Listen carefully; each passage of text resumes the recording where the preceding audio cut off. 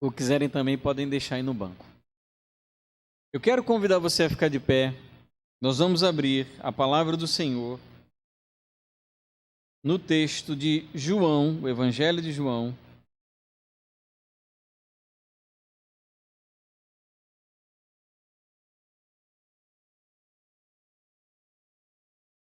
capítulo 5. Vamos falar sobre mais uma cura de Jesus.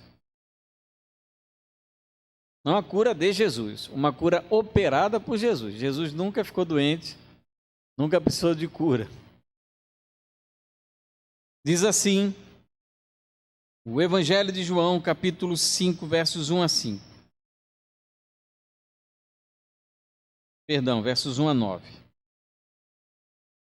Passadas estas coisas, havia uma festa dos judeus e Jesus foi para Jerusalém. Existe ali, junto ao portão das ovelhas, um tanque chamado em hebraico Betesda, o qual tem 5 pórticos. Neste jazia uma multidão de enfermos, cegos, coxos e paralíticos, esperando que a água se movesse, porque um anjo descia de tempos em tempo, agitando-a, e o primeiro a entrar no tanque, uma vez agitada a água, sarava de qualquer doença que tivesse. Estava ali um homem enfermo havia 38 anos. Jesus, vendo-o deitado e sabendo que estava assim havia muito tempo, perguntou: "Você quer ser curado?" O enfermo respondeu: "Senhor, não tenho ninguém que me ponha no tanque quando a água é agitada. Quando tento entrar, outro enfermo chega antes de mim." Então Jesus lhe disse: "Levante-se, pegue o teu leito e ande." Imediatamente o homem se viu curado e, pegando o leito, começou a andar, e aquele dia era sábado. Pai, que o Senhor em nós faça prosperar essa palavra, que ela trabalhe no nosso interior aquilo que precisa da ação do Teu Espírito. É o que nós pedimos em nome de Jesus. Amém. Podem assentar. Essa é uma reflexão, julgo eu, que não nos tomará tanto tempo como das outras, mas eu preciso da sua atenção. Esse texto de João, capítulo 5, versos 1 a 9, fala sobre uma festa. Essa festa, provavelmente, era a festa da Páscoa, era uma festa onde os judeus iam, em sua maioria, para Jerusalém para poder celebrar. E essa festa teria ocorrido lá pelo ano 28 depois de Cristo. Jesus, ele então está em Jerusalém e ele visita aquilo que o texto chama do tanque de Betesda. A palavra Betesda significa casa de misericórdia. Inclusive o título desse sermão eu coloquei Misericórdia na Casa da Misericórdia. Ela deve ter recebido esse nome, de Betesda, justamente por conta dessas pessoas que buscavam algum tipo de misericórdia naquele lugar. O certo é que o tanque de Betesda ficava junto ao que se chama no texto do portão das ovelhas. E o portão das ovelhas deve ter recebido esse nome porque através desse portão passavam as ovelhas que seguiam em direção ao templo de Jerusalém a fim de serem sacrificadas. Estava na passagem. E me parece muito apropriado para o Cordeiro de Deus, que tira o pecado do mundo, estar na porta por onde passam as ovelhas em direção ao templo, a fim de serem sacrificadas. Jesus, ele foi sacrificado por conta e por causa dos nossos pecados.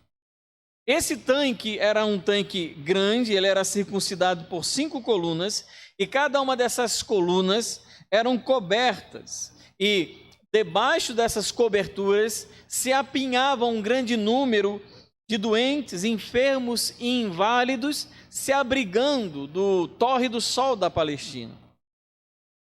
E eles ficavam ali durante o dia todo, esperando que ao mover das águas se manifestasse algum tipo de anjo. E nesse momento em que as águas se movessem, então a primeira pessoa que conseguisse entrar naquele tanque, ela era imediatamente curada. Era uma espécie de crendice. Não há nenhuma comprovação, não há nenhum tipo de fundamento bíblico que dê sustento àquilo que acontecia, mas era uma cultura popular, uma crença popular de que, de fato, em determinada hora do dia, um anjo, ele ao passar pelo tanque de Betesda, as águas se movimentassem, então naquele momento a primeira pessoa que entrasse no tanque era imediatamente curada. O que deveria acontecer, na verdade, é que o tanque de Betesda era um lugar que recebia águas subterrâneas, e essas águas subindo produziam algum tipo de movimento, e a cultura popular atribuía aquilo a anjos. Era uma crendice. E o que é interessante é que era um tipo de esperança para quem não tem mais esperança. Quem estava ali na porta das ovelhas, quem estava deitado às margens daquele tanque de Betesda, é só quem não tinha outro lugar para procurar ajuda. Não conseguia encontrar cura, misericórdia em nenhum outro lugar. Então, o único lugar apropriado onde ele poderia usufruir de algum tipo de esperança, de expectativa de melhora, era no tanque de Betesda, né? Você, quando está no desespero, você se apega a tudo que aparece pela sua frente. Você se apega a crendice, tem o crente que vai atrás desses profetas, desses curandeiros evangélicos. A gente se apega a tudo quando está no desespero. E assim, então, tinha uma multidão de pessoas, né? Multidão de enfermos, de gente que estava com todo tipo de doença, paralíticos, pessoas ressequidas, é a expressão usada no texto, esperando então que o anjo movimentasse as águas, sob esse movimento se lançavam então no tanque e eram curados. Uma crendice. Você imagina passar então boa parte do seu dia deitado, solitário, sem poder conversar direito com as pessoas, sem poder se movimentar, esperando então que ao mover das águas alguém lançasse você naquele tanque. Porque além de tudo, aquele homem que estava à beira do tanque de Betesda, ele tinha os movimentos extremamente limitados. Era um paralítico que não conseguia projetar o seu corpo para o tanque, então ele deveria ser carregado por alguém e essas pessoas deveriam colocá-lo no tanque. Até aquele momento, ninguém conseguiu fazer tal coisa ou sequer teve vontade de fazê-lo. Aquele homem, de fato, estava à mercê de toda a situação, de todo o destino. Deve ser algo extremamente ruim ficar nessa situação. Você há de concordar comigo. Você depender de alguém, de desconhecido, é algo extremamente difícil. Aquele homem ficava jogado, largado, lançado à própria sorte naquele tanque, esperando que alguém tivesse compaixão, misericórdia dele. Ora, num lugar onde todos estão doentes, parece que é cada um por si, Deus por todos. Aqui é cada um por si. Não espere ajuda de ninguém. Não espere compaixão nem daqueles que estão um pouco melhor do que você. Talvez a pessoa não pudesse se locomover, mas pudesse fazer algum tipo de força e lançar aquele homem no tanque. Nada disso.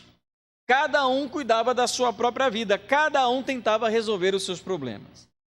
Aquele homem, então, está deitado sobre uma esteira, aquele paralítico impossibilitado de qualquer movimento há 38 anos.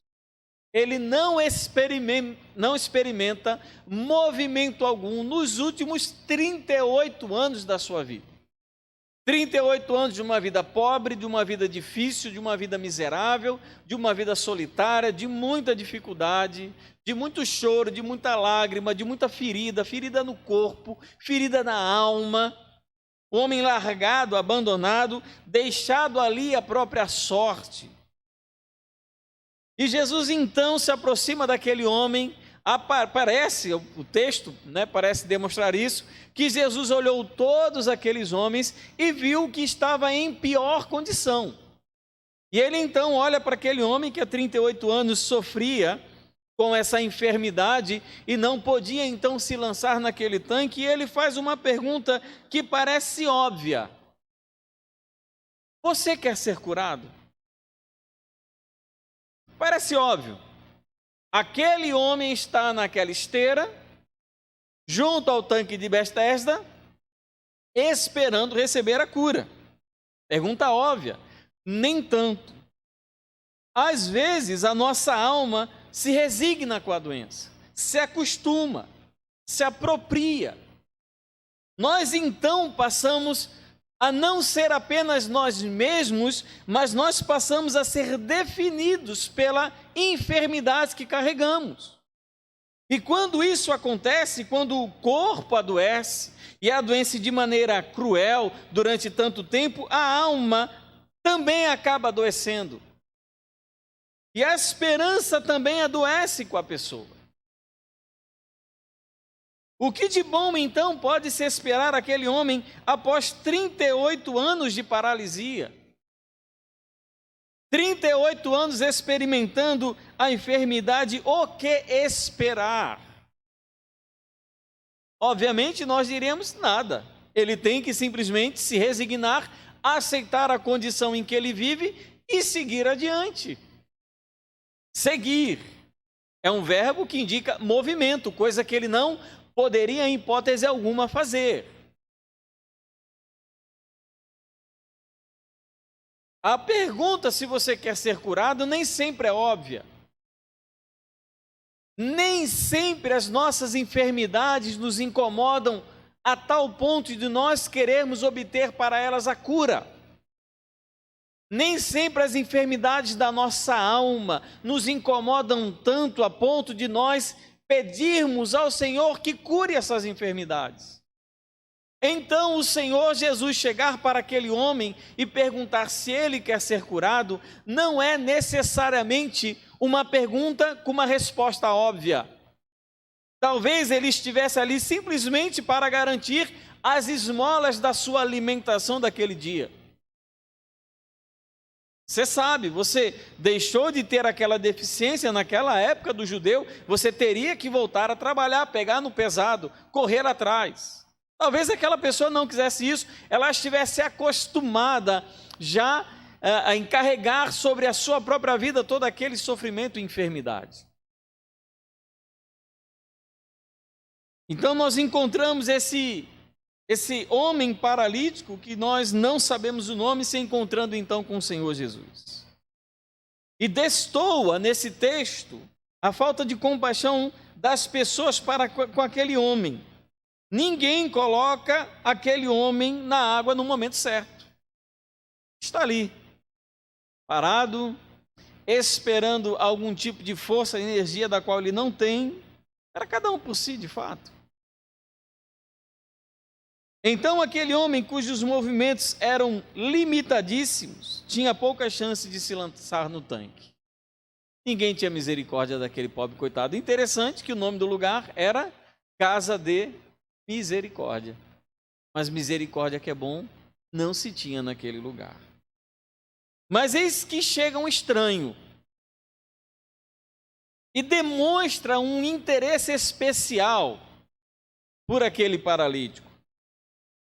E ele puxa uma conversa, ele se aproxima e ele pergunta então para aquele homem: você quer ser curado? Talvez o que tenha passado na mente daquele paralítico tenha sido: olha, enfim chegou alguém que tem compaixão suficiente para me lançar no tanque. Agora sim, esse homem desconhecido poderá exercer misericórdia em favor dessa minha enfermidade. Quem sabe ele não está disposto a perder algum tempo comigo aqui do lado, para que quando as águas se movimentem, ele então me lance no tanque de Betesda. A esperança no coração desse homem parece reacender. Até que enfim eu tenho alguma possibilidade de cura. Até que enfim alguém pode fazer alguma coisa por mim. Só que o que Jesus quer fazer está além do que aquele homem poderia desejar. Mais do que uma ajuda para entrar no tanque, Jesus, ele cura aquele homem.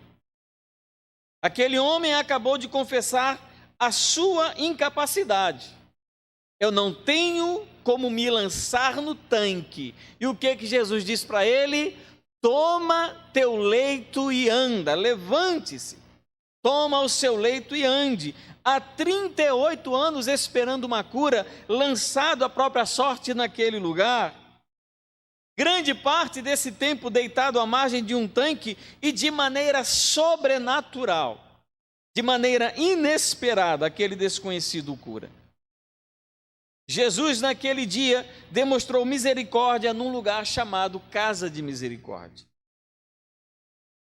Essa cura, ela trouxe muitos problemas, porque colocou os fariseus no encalço do Senhor Jesus, porque foi um dia de sábado. E isso trouxe toda uma série de problemas para o Senhor. Mas isso é como o texto descreve, é como ele nos apresenta. E o que eu queria fazer algumas breves reflexões sobre esse texto. Eu queria que você prestasse bastante atenção.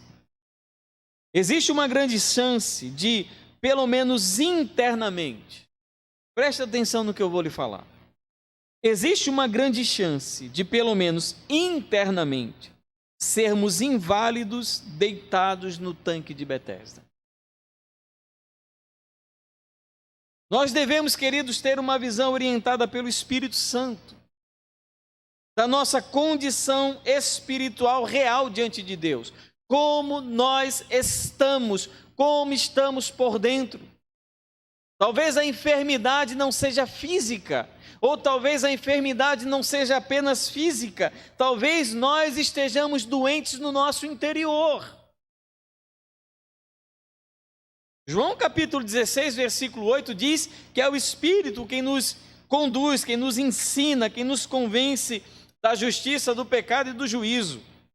Então nós devemos contar com a presença do Espírito Santo em nós para revelar o que existe dentro do nosso interior que possa ser caracterizado como algum tipo de enfermidade que nos paralisa e tira a nossa movimentação. Aquilo que nós às vezes tentamos esconder com as nossas ações religiosas, as nossas parcas e irregulares orações, das nossas autojustificativas, tudo isso que nós fazemos para esconder que na verdade nós somos interiormente doentes, que a nossa alma está enferma, que o nosso coração está em frangalhos, que carregamos marcas, enfermidades, chagas no interior da nossa consciência. E às vezes o nosso ir ao culto, às vezes o nosso orar, às vezes o meditar na palavra, não é para que o Senhor nos visite com misericórdia, mas é simplesmente para que esqueçamos o quão miseráveis somos no tanque de Betesda. Não podemos negar que talvez soframos de algum tipo de invalidez espiritual. Ou ainda não encontramos em Cristo, ou ainda não encontramos Cristo e estamos completamente inválidos. Nesse aspecto, aquelas pessoas que ainda não tiveram um encontro com o Senhor Jesus estão inválidos espiritualmente. Efésios capítulo 5 descreve a pessoa sem Cristo como uma pessoa morta em delitos e em pecados. Ou então, conhecemos a Cristo e desfrutamos de uma vida enferma e doente. Conhecemos a Ele, mas com o passar do tempo a nossa alma, o nosso coração adoeceu. Não sei porquê. Cada um sabe a medida da enfermidade que carrega na alma. Cada um sabe o tamanho da dor, o tamanho da chaga. Cada um sabe aquilo que não consegue perdoar, aquilo que não consegue confessar, aquilo que não consegue cura, aquilo que te limita, aquilo que te paralisa, aquilo que te desanima, aquilo que te coloca para baixo, aquilo que faz você perder a sua fé, perder o seu ânimo. Cada um sabe a medida da enfermidade que carrega no coração. E isso é um negócio que a gente oculta tanto, porque aquele paralítico à beira do tanque de Betesda não tem o que esconder. Ele está ali porque ele precisa, está desesperado. Não tem, mas sabe aquela situação que o negócio está tão ruim, está péssimo, que é impossível você esconder? O paralítico está naquela situação, mas nós somos hábeis em esconder as nossas enfermidades. Nós somos hábeis em negar para o próprio Senhor, que consegue avaliar, analisar e prescrutar o nosso coração de uma maneira profunda e sobrenatural. Nós tentamos esconder até dele que nós estamos mal mesmo, que o sorriso esboçado, e glória ao Senhor pela máscara, porque hoje a gente não é obrigado a aparecer sorrindo para ninguém. A gente consegue disfarçar melhor, que o nosso coração está em descompasso com os nossos lábios, que a nossa alma está em descompasso com as nossas palavras. E a gente chega no culto, canta, e aquilo não tem nada a ver com o nosso coração.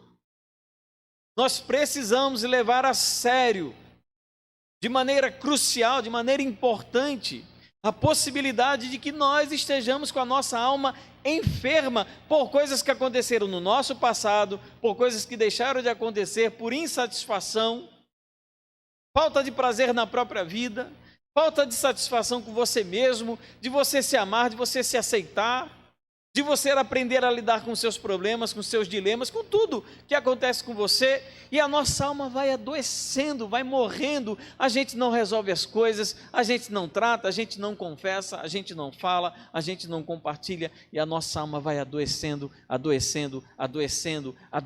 até um dia em que nós nos descobrimos deitados simplesmente numa esteira à beira do lago, à beira do tanque de Betesda.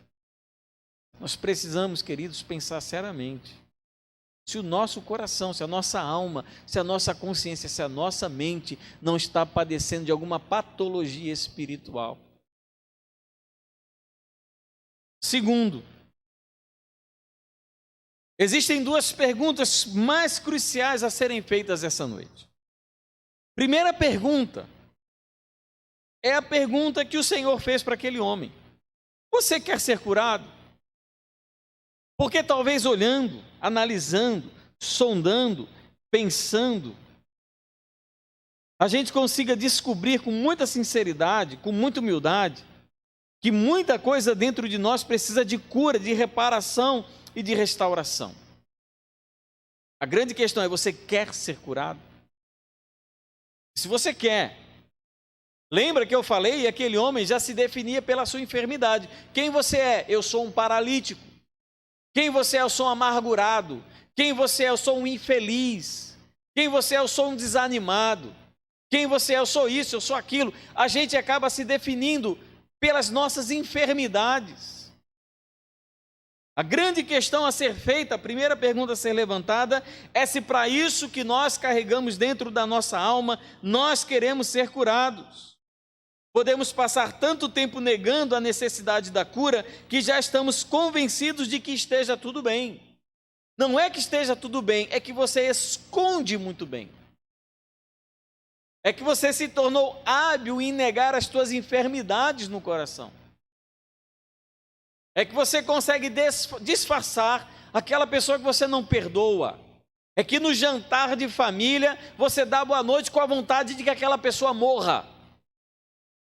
Você conseguiu, aprendeu a lidar com um marido insuportável e você não consegue pedir a Deus uma transformação para que você aprenda a amar aquele homem. Ou aquela mulher que é tão insatisfeita, é tão rixosa, reclama tanto e você, enfim, pensa: meu Deus, por que eu me casei com essa mulher? E a gente consegue se justificar de tudo isso, encontrando razões, motivos, explicações, porque nós estamos certos em guardar todas essas enfermidades da nossa alma. O que Jesus chega para a gente e pergunta: olha, você quer ser curado? Você quer se libertar disso aí? Você está achando bom viver isso daí que você está vivendo? Você acha que isso é vida? Você acha que é isso que eu quero para você? Você acha que isso é vida abundante? Essa vida medíocre, miserável, essa vida pobre, espiritual que você leva, é isso? Você acha que foi para isso aí que eu morri por você? Você quer ser curado? Talvez olhando nessa perspectiva que eu estou falando com vocês, faça mais sentido. Não, peraí. Para eu ser curado, eu preciso primeiro dizer que eu estou enfermo e doente. E eu não posso fazer isso porque eu sou muito bom.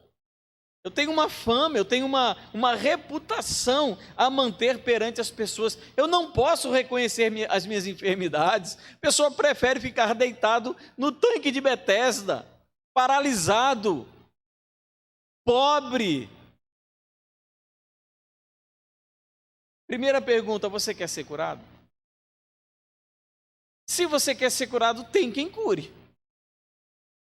E uma segunda pergunta relevante também é do que você precisa ser curado. Talvez a sua enfermidade não seja nem física. Eu conheço pessoas que possuem vários tipos de deficiência e elas lidam muito bem com isso.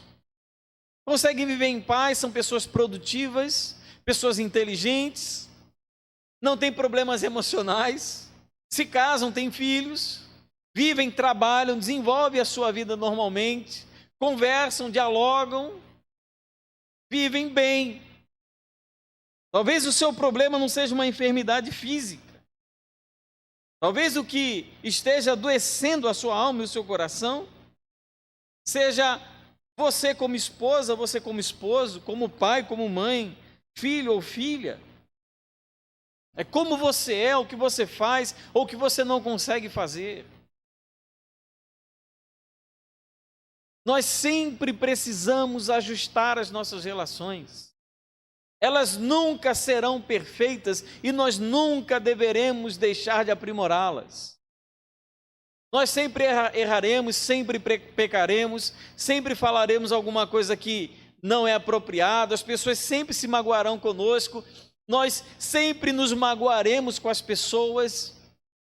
E nesses momentos nós precisamos encontrar em Cristo a cura para esse tipo de enfermidade. Talvez a dor sua seja na alma, na sua consciência, no seu coração. E terceira e última reflexão. O milagre não está no tanque, o milagre está em Jesus.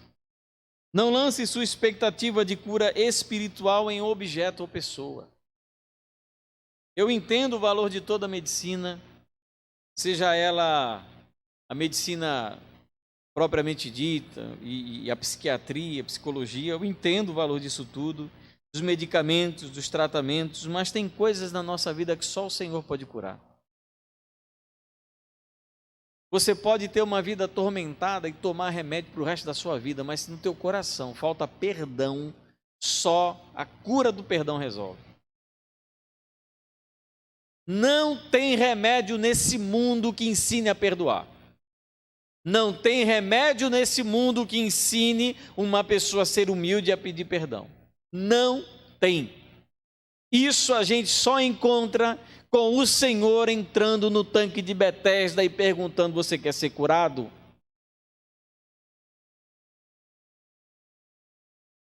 Tem coisas que só o Senhor cura. O texto da palavra diz que aquele homem era paralítico, o termo utilizado originalmente, ele estava seco, era uma enfermidade que lhe secou os músculos. E quantos de nós não estamos secos também? Mas na alma, no coração. Quantos pais não estão secos para os seus filhos? Olha para o filho, não tem mais prazer naquela criança ou naquele jovem. Não tem sentimento. Não o sentimento de alguém que cuida, porque uma coisa é eu falar: meu filho, eu te amo. E outra coisa é eu ter tempo para mostrar que eu amo aquele filho. Uma coisa é eu chegar para minha esposa e falar: meu amor, eu te amo. E outra coisa é eu demonstrar através do meu tempo com ela de que eu, de fato, a ame. Talvez haja na nossa vida muito mais sertão nordestino do que Pantanal mato-grossense. Muita sequidão. Estamos secos. E sabe qual é o resultado? A gente acha que a gente consegue ser seco com todo mundo, ressequido, coração vazio com todo mundo, mas com Jesus a gente consegue chuva de bênção. Nunca, jamais. Se nós somos secos com os outros, se a nossa vida é seca lá fora, ela é seca aqui dentro. A Bíblia diz: se você não ama o teu irmão que você vê, você não ama o Deus a quem você não vê.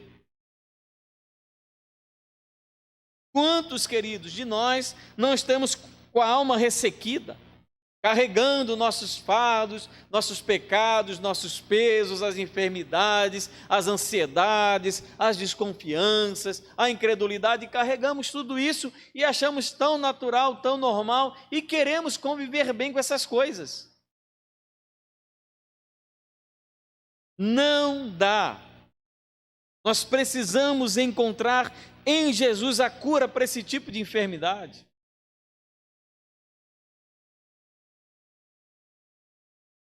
E Jesus, amados, nessa noite, pode estar nos dando a oportunidade de responder à pergunta: você quer ser curado? O que o Senhor precisa curar dentro de você? O que o Senhor precisa curar na tua alma? Não se sinta uma pessoa desprezível, sem valor, porque o seu coração está enfermo. É mais comum do que qualquer outra coisa na vida a nossa alma adoecer. E nós temos, no tempo que nós vivemos hoje, muitas razões para isso. Você acha que é fácil perder uma pessoa querida por causa de um vírus? Isso adoece o nosso coração. Quantas pessoas amadas não estão por aí pensando em como podem tirar a própria vida porque não aguentam mais o peso da existência? E pensam numa maneira mais efetiva e talvez menos dolorosa de acabar com todo o sofrimento. São pessoas que precisam de cura na alma. Quantas pessoas, quantos pais, quantas mães, quantas crianças não estão sem talvez nem expressar, sem talvez falar, com a alma profundamente enferma, com a alma adoecida e precisando de uma visitação sobrenatural do Senhor. Não tem idade, não. Ah, uma criança de 9 anos não tem isso? Tem. Ah, não, uma criança de 4 anos não tem dor na alma? Tem. Um senhor de 90 anos não precisa de cura? Precisa de uma intervenção sobrenatural do Senhor para tratar coisas na nossa vida que talvez nós estejamos fazendo questão de esquecer. Mas elas estão lá. E elas só vão embora quando o Senhor aparece e pergunta: você quer ser curado? Está cansado de carregar essa dor? Está cansado de carregar esse peso? Está cansado de carregar essa enfermidade? Peça que o Senhor cure. Quando Ele perguntar: você quer ser curado disso? Diga: eu quero. E interessante é que após o Senhor, na verdade, foi uma cura um pouco diferente. Ele não determinou a cura. Ele determinou que aquele homem simplesmente se levantasse, tomasse o leito dele e fosse para casa. Tem coisa que Jesus vai fazer com a gente, sabe como que Jesus faz a nossa enfermidade? Ele vai dizer assim: quer dizer que você tem uma dor na sua alma que seu casamento não está bem. É verdade, Jesus. Ele disse: então faça o seguinte. Ele não vai falar para você: toma o seu leito. Ele vai dizer para você assim: ama a tua esposa. Quer dizer que você não perdoa o seu pai pelo que ele lhe fez. É, Jesus. Então perdoa o seu pai. É assim que ele vai curar a gente. É assim que ele vai curar o nosso interior. E ele quer fazer isso. A Bíblia fala, e nós, Isaías 53 diz que as nossas enfermidades, ele foi ele foi curado, nós fomos curados através das enfermidades que foram lançadas sobre ele. Nós somos curados pelo Senhor. E que nessa noite você permita que Ele cure a tua alma, que Ele cure a tua vida. Vamos orar? Fecha seus olhos, com a sua cabeça.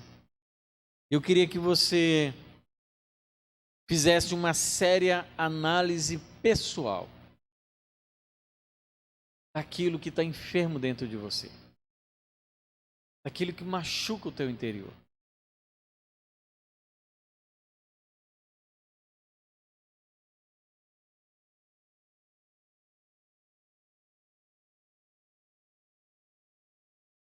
Coloca diante do Senhor. Diz para Ele: eu preciso de cura. Preciso de renovação. Que o Senhor nos visite essa noite, amados. Ele cure em nós aquilo que precisa de um toque soberano e sobrenatural do Senhor.